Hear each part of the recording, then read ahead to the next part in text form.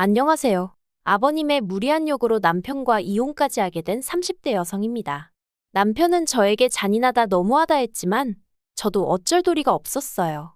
중간에서 남편이 자기 역할이라도 똑바로 해줬다면 이혼까지는 안 했을지도 모르겠지만 어쨌든 이제 다 지나간 이야기고 그럼에도 불구하고 제가 이렇게 이야기를 하는 건 드라마 같은 일이 누구에게나 일어날 수 있다는 걸 말하고 싶어서예요. 남편하고는 대학교에서 만났어요. 도서관에서 혼자 공부하고 있는 남편이 마음에 들어 제가 먼저 다가갔죠. 어디서 그런 용기가 났던 건지는 모르겠지만 성큼성큼 다가가 여자친구는 있냐? 없으면 전화번호 좀 달라 그랬어요. 그랬더니 남편이 대수롭지 않다는 듯 연락처를 주대요. 그리고 나중에서야 알게 된 게 당시 남편은 꽤나 인기가 좋았답니다. 그래서 저뿐만 아니라 다른 몇몇 여학생들도 먼저 전화번호를 물어본 적이 있었던 모양이더라고요. 그런데 저는 그런 줄도 모르고 남편도 저에게 관심이 있어 순순히 연락처를 준 줄 알았고 그래서 그때부터 한마디로 엄청 공을 들였어요. 연락도 자주 하고 잘 보이려고 이런저런 노력을 많이 했죠. 그리고 그 노력의 성과라고 해야 할지 사귀자는 말은 남편 입에서 먼저 나왔답니다. 대학교 4학년 말부터 연애를 시작했고 이후로 7년을 만났어요. 만나는 동안 어느 다른 연인들처럼 다투기도 했고 헤어진 적도 있었죠. 물론 다툼은 오래가지 않았고 헤어졌다가 일주일 만에 없던 일로 하기로 하고 뭐 그런 식이었지만요. 그래도 언젠가부터 결혼을 한다면 이 사람이랑 하겠구나 하는 확신 같은 게 있었어요. 비록 남편의 환경이 마음에 걸리긴 했지만 7년의 세월 동안 서로에게 믿음을 줬고 사랑하고 있었기에 어떤 고난과 시련이 닥치더라도 결국 다 극복해낼 수 있을 거라 믿었으니까요. 남편에 대해서 좀 더 이야기해보자면 남편의 환경, 특히나 가족관계가 무척이나 복잡했어요. 이제 이혼했으니 저와는 남남인 사이고 그래서 제가 시시콜콜 이야기하는 게 옳은 일인 줄은 모르겠지만 어떻게 보면 남편과 제 갈등의 근원이기도 하니 조심스레 한번 이야기해보겠습니다. 일단 남편의 어머님께서 남편을 임신하셨을 당시 아버님이 바람을 피셨답니다. 그리고 아버님의 불륜 상대도 임신을 했다대요. 그런데 아버님은 어머님과 남편이 아닌 상간녀와 그 사이에서 나올 자식을 택하셨고 그 길로 집을 나가셨답니다. 그리고 그 충격으로 어머님께선 남편을 낳고 얼마 지나지 않아 해선 안 되는 선택을 하셨는데 그래도 다행이었다고 해야 할지 남편의 처지를 딱하게 여긴 이모님 부부께서 남편을 거둬주셨대요. 남편을 입양하여 호적에 올리고 이후로 부모의 역할을 자처하신 거죠. 그리고 남편이 말하길 자기를 정말 사랑으로 정성스레 키워주셨다대요. 하지만 저희 친정에서는 남편의 이런 상황을 듣고는 결혼 상대는 아닌 것 같다고 하셨습니다. 저희 부모님은 소위 게임분들이시라고 믿어 의심치 않았었는데 막상 이게 제 일이라서 그런지 두 분 다 예상치 못한 반응을 보이셨죠. 특히 친정어머니께선 세상에 널리고 널린 게 남잔데 왜 그렇게 복잡한 사람을 만나느냐며 헤어졌으면 좋겠다 하셨습니다. 친정아버지의 반응도 별반 다르지 않았어요. 가족관계도 복잡한 데다가 이모님네가 먹고 사는 것도 빠듯하다면 결국 그쪽도 사람이니 저희 남편에게 바라는 게 생길 거고 그걸 하나둘 들어주다 보면 끝도 없어질 거라며 저더러 그런 걸 다 감당할 자신이 있냐 뭐 그런 식으로 말씀을 하셨거든요. 하지만 저는 그분들은 그럴 분들이 아니라며 저희 친정아버지의 반대를 반대했습니다. 친정어머니한테도 가족관계라는 건 남편이 선택한 것도 아니고 남편의 실수로 만들어진 것도 아닌데 그 책임을 왜 남편에게 묻냐 불공평하다며 따졌죠. 정말 눈에 뭐가 씌어도 단단히 씌었던 건지 이 세상에 친정부모님만큼 나를 생각해주고 걱정해줄 사람은 없다는 걸 깜빡 잊었었던 모양이에요. 결혼할 때 이모님네한테 따로 받은 지원은 없어요.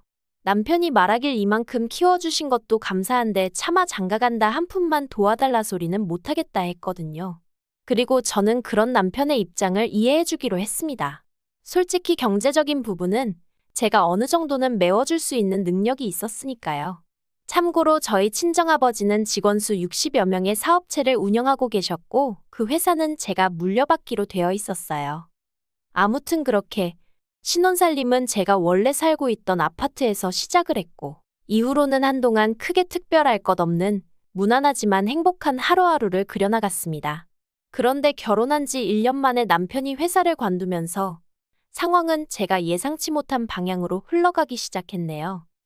남편은 제약회사 영업사원이었는데 사실 대학교를 졸업하던 당시만 하더라도 남편의 목표는 이쪽이 아니었어요.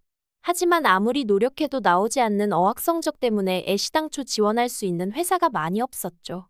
그리고 그나마 지원한 몇 개 안 되는 회사에서도 긍정적인 연락은 오지 않았고요.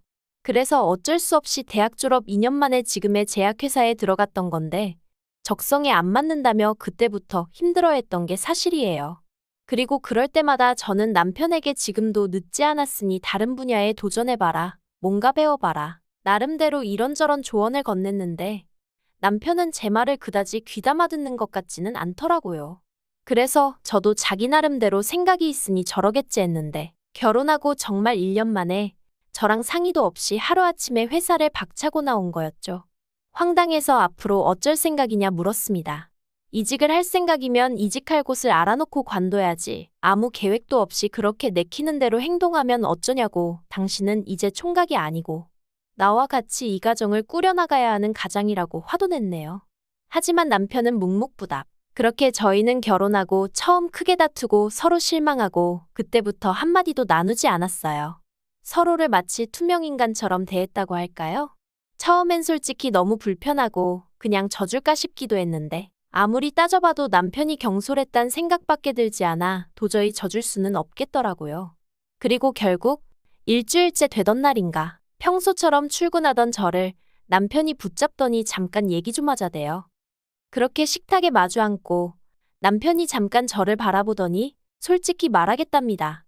자긴 원래 성격이 내성적이기도 하고 그래서 영업일을 하는 동안 정말 죽을 맛이었대요. 사장님 딸로 일평생 살아온 저는 모를 거라면서 사람들한테 이리 치이고 저리 치이고 거절당하면서 얼마나 상처를 받았는지 모른다나요. 그러면서 저더러 왜 자기를 이해해주지 않냐고 서운하다 하는데 남편의 주눅든 모습을 보고 있으니 왠지 미안하기도 하고 그래서 남편에게 물었습니다. 난 단지 앞으로 당신이 뭘 할 건지 그 계획이 궁금한 것뿐이라고요. 그랬더니 남편이 그래서 말인데라며 말문을 열더니 혹시 장인어른 회사에서 내가 일할 수는 없을까 하고 묻는 거예요. 솔직히 정말 그 말만은 안 했으면 했습니다. 남편하고 한 회사를 다닌다는 거, 그것도 제가 상사고 남편이 부하 직원으로 정말 내키지 않는 그림이었거든요. 물론 그렇다고 남편이 제 상사가 되는 것도 당연히 싫었고요. 우리가 아무리 부부라지만 각자의 영역이 필요하다 생각했기에 남편이 그간 힘들어하는 걸 알면서도 친정아버지 회사 이야기는 하지 않았던 건 다 그런 이유가 있어서였는데 답답하고 속상하고 마음이 복잡하대요.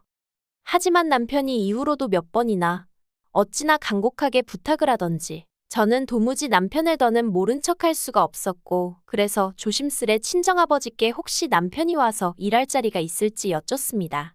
그리고 제 이야기를 듣곤 친정아버지 또한 꽤나 불편해하셨어요. 한 집안의 가장이란 사람이 혼자 어떻게든 방법을 찾으려고 해야지 와이프한테 징징거리는 게 말이나 되냐면서요. 그리고 저는 그런 친정아버지 앞에서 아무런 대꾸도 할 수 없었습니다. 솔직히 저도 같은 마음이었으니까요. 하지만 그래도 결국 친정아버지가 한 자리 마련해 주셨어요. 대신 다른 직원들하고 똑같이 바닥부터 올라오라고 다른 직원들하고 마찬가지로 일 못하고 성과 안 나오면 바로 해고하겠다는 말씀과 함께 말이죠. 그리고 그나마 다행히도 남편은 회사 내에서 크고 작은 구설수에 오르내리는 일 없이 묵묵히 맡은 바를 잘 해내주었습니다. 그래서 언젠가부턴 저도 언젠가 아버지께 완전히 회사를 물려받으면 남편과 함께 사업을 키워봐야겠다 하는 나름의 청사진도 그리게 되대요. 그런데 왜 좋은 일은 꼭 나쁜 일하고 같이 오는 건지 그렇게 저희가 결혼한 지 3년째 되던 해였습니다. 이모님 생신이었고 그래서 남편과 함께 이모님 댁을 찾았는데 이모님 표정이 왜인지 하루 종일 어둡기만 하더라고요. 그리고 그건 이모부님도 마찬가지셨습니다. 그래서 참다 못한 제가 저희한테 무슨 하실 말씀이라도 있으신 거냐 물었더니 한숨을 깊게 내뱉으시고는 남편의 아버님한테 연락이 왔답니다. 저는 처음에 제가 뭘 잘못 들은 줄 알았어요. 그래서 누구요? 하고 되물으니 맞게 들었다고 어머님과 남편을 버리고 상간녀와 그 자식을 따라 나가셨던 아버님한테 전화가 왔었다고요. 저도 저였지만 남편을 바라보니 얼굴이 허옇게 질려 있었습니다. 그리고 이후로는 솔직히 무슨 이야기가 오갔는지 기억도 잘 나지 않아요. 이모님하고 이모부님은 복잡한 표정을 하고 계셨고 남편 또한 그 속내를 읽기 어려운 얼굴을 하고 있었으니까요. 그리고 저는 그 세 사람의 비할 바는 아니었지만 그래도 역시나 놀랐던 게 사실입니다. 그래서 그냥 음식도 입으로 들어가는지 코로 들어가는지도 모르겠고 정말 정신이 하나도 없이 있다가 집에 왔어요. 그리고 며칠 뒤 남편이 아버님과 만나기로 했다며 나갔다 왔는데 이후로 정말 몇 날 며칠을 말 그대로 죽상을 하고 있더라고요. 그래서 보다 못한 제가 도대체 무슨 일이냐고 물었더니 그제서야 한다는 말이 아버님이 대장암이시래요. 그러면서 하나밖에 없는 아들 생각이 나서 찾아왔다며 지금부터라도 같이 살자 하시더랍니다. 어이가 없어서 어떻게 그러실 수가 있냐고 제가 화를 냈어요. 당신 태어날 때 옆에 계셔주시지도 않으셨다면서 이모님한테 양육비 한번 보내주신 적 없으시다면서 갑자기 이제 와서 왜 그러시는 거냐니까. 상간녀하고는 진작에 이혼했고 상간녀와의 사이에서 낳은 애도 상간녀가 데려가 버려서 연락이 안 닿는다더랍니다. 그리고는 솔직히 그쪽에는 별로 정이 없었고 마음속으로는 늘 돌아가신 어머님과 저희 남편에 대한 미안함과 그리움뿐이었다나요. 듣는 내내 어이가 없어서 남편한테 당신은 그 말을 믿는 거냐니까. 자기도 모르겠대요. 그리고 일단 당장은 편찮으시다 하니 뭐 하나 제대로 따지고 들 수도 없다면서? 그래서 제가 나는 화가 난다 했어요.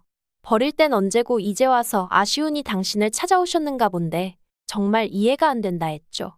그런데 그때 남편이 그래도 사람이 암이라는데 저더러 말 좀 조심하랍니다. 어이가 없더라고요. 이제껏 10년 넘는 세월을 남편 편에 서 있던 저인데 그런 제가 그 정도 말도 못하나 싶은 게 서운하기도 했고요. 그래서 알겠다고 당신 알아서 마음대로 하라고 했어요. 하지만 행여나 여기서 모시고 살 생각은 꿈도 꾸지 말라 했습니다. 당신한테는 어떨지 몰라도 나한테는 생판남이나 마찬가지인 만큼 가치는 못 산다 했죠. 그랬더니 남편이 알겠다면서 혼잣말인지 저들으라고 하는 소린지 병원비는 어떻게 해야 하지 않은데 진짜 우라가 치민다는 게 이런 건가 싶더라고요. 그런데 얼마 후 저는 더욱 황당한 소식을 접하게 되었습니다. 저희 회사에는 임직원들을 위한 대출 제도가 있어요. 회사 복지 차원에서 1억까지 저금리로 대출해 주는데 보통 주택을 사거나 할 때 많이들 쓰더라고요. 물론 제가 그 대출을 쓸 일은 없었지만요. 그런데 하루는 화장실에 갔다가 여직원들끼리 이야기하는 소리를 듣게 되었는데 저희 부부 이야기가 나왔습니다. 저희 남편이 사내 대출 신청을 했던데 이상하지 않냐면서 장인하고 와이프가 운영하는 회사에서 사내 대출이라니 웃기네 어쩌네. 그래서 제가 문을 열고 나가 방금 한 이야기가 뭐냐고 물으니 여직원들이 잠시 당황한 듯 하다가 아무것도 모르셨냐 묻더니 구구절절 설명을 해주더라고요. 남편과 같이 퇴근을 했지만 집에 오는 내내 저는 한마디도 하지 않았습니다. 머릿속을 정리할 시간이 필요했거든요. 그리고 남편도 지가 구린 짓을 해서 그런가 제 눈치를 살살 보는 것 같았습니다만 제 알 바는 아니었죠. 아무튼 집에 도착하자마자 남편에게 대출 신청은 왜 했냐 물었습니다. 그러자 남편이 얼굴이 허옇게 질려서는 이내 난감한 표정을 짓고는 한다는 말이 그러면 뭐 죽어가는 아버지를 모른 채 하라는 거냐며 난데없이 저한테 화를 내는 거예요. 참나 황당해서 그럴 거면 당신 능력으로 도와드리라 했습니다. 왜 사람들 입방아에 오르내리게 사내 대출을 끌어다 쓸 생각을 하냐고 당신 와이프랑 장인어른 입장이란 건 생각도 안 하냐 했죠. 그랬더니 저더러 정말 못됐다면서 지금도 오로지 생각하는 건 자기 자신하고 장인어른뿐이고 남편이나 편찮으신 아버님은 안중에도 없다는데 아니 언제부터 자기가 아버님하고 그렇게 애틋한 사이였다고 저러나 싶은 게 황당해서 말이 안 나오더라니까요. 그런데 남편은 작정이라도 한 듯이 쉬지 않고 말을 이어갔습니다. 왜 이모님 이모부님한테는 부탁하지 않아도 척척 잘만 해드리면서 아버님한테는 그렇게 냉정하냐는 거예요. 저는 저 사람이 미쳤나 싶었어요. 이모님하고 이모부님이 자기를 얼마나 애써 키워주셨는지 자기가 나한테 얘기해놓고 아버님이 자기 버리고 갔단 얘기도 자기가 나한테 해놓고 이제 와서 왜 나한테 이모님네한테만 잘하냐고 따지는 게 말이 되나 싶어서요. 그래서 제가 남편더러 도대체 하고 싶은 말이 뭐냐니까 바라는 거 없답니다. 그냥 해달라는 1억만 좀 해줬으면 좋겠대요. 그걸로 치료받고 어디 방 한 칸이라도 마련해서 사시게 해드리고 싶답니다. 그러면서 그 돈을 저한테 해달라는데 제가 너무너무 속 터져서 당신 정말 제정신이냐니까. 그래도 자기한텐 하나뿐인 아버지인데 모른 척은 못하겠답니다. 마음 같아선 모시고 오고 싶지만 그건 제가 죽었다 깨어나도 안 된다 하니 어쩌겠냐면서 저더러 저도 좀 양보를 하고 남의 입장도 생각 좀 해버릇하라나요. 저는 도무지 끓어오르는 화를 주체할 수가 없었고 그래서 남편더러 아버님인지 나인지 둘 중 한 사람만 선택하라 했어요.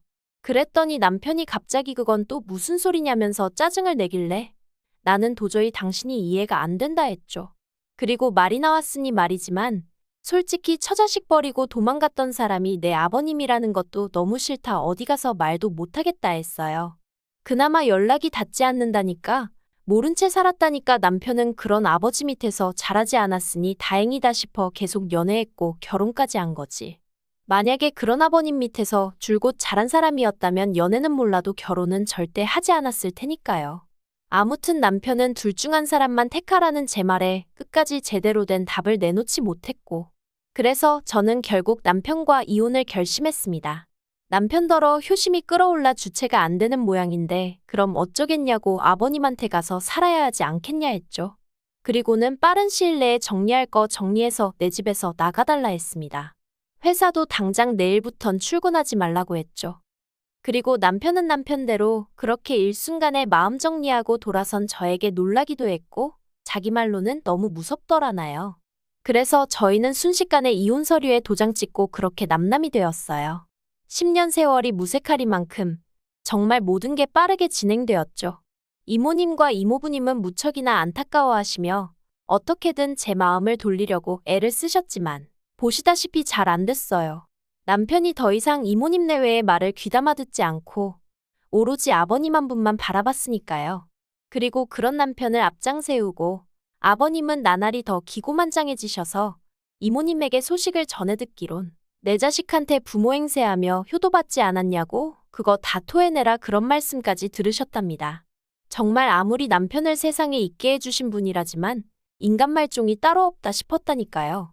그런데 왜 모두가 보는 걸 남편만 못 보고 저렇게 돼버린 건지 그래도 함께한 세월이 있어서 그런가 그런 남편을 생각하면 마음이 좋진 않아요. 그래도 어쩌겠어요. 이제 다 끝난 사이인걸. 그저 아버님한테 너무 뜯기지만 않으면 다행이겠다 싶네요. 긴 이야기 들어주셔서 감사합니다. 오늘의 사연은 여기까지입니다. 구독과 좋아요, 알람 설정해주시면 앞으로 더 좋은 사연으로 찾아오겠습니다. 감사합니다.